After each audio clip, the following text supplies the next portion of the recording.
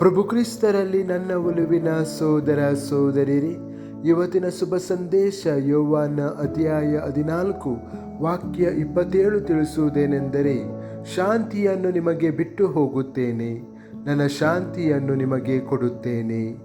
ಚಿಂತನೆ: ಯೇಸು ಸಂದರ್ಭಗಳನ್ನು ಅವಲಂಬಿಸಿರದ ಶಾಂತಿಯನ್ನು ನೀಡುತ್ತಾರೆ. ಇದು ಲೋಕದ ಶಾಂತಿಗಿಂತ ಆಳವಾಗಿದೆ. ಇದು ಹೆಚ್ಚಾಗಿ ಸೌಕರ್ಯ, ಯಶಸ್ಸು ಅಥವಾ ತೊಂದರೆಯ ಅನುಪಸ್ಥಿತಿಯನ್ನು ಅವಲಂಬಿಸಿರುತ್ತದೆ. ಅನಿಶ್ಚಿತತೆಯ, ದುಃಖದ ಅಥವಾ ಭಯದಲ್ಲಿರುವ ಎಲ್ಲ ರೀತಿಯ ಅಶಾಂತಿಯನ್ನು ಯೇಸುಕ್ರಿಸ್ತರು ತೆಗೆದುಹಾಕುತ್ತಾರೆ.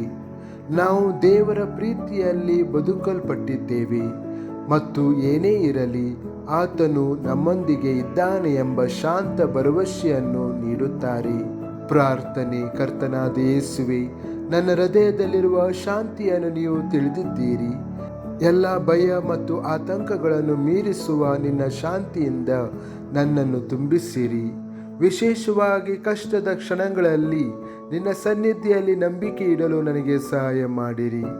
ನಿನ್ನ ಶಾಂತಿ ನನ್ನ ಆಲೋಚನೆಗಳು, ನನ್ನ ಮಾತುಗಳು ಮತ್ತು ನನ್ನ ಕ್ರಿಯೆಗಳಿಗೆ ಮಾರ್ಗದರ್ಶನ ನೀಡಲಿ.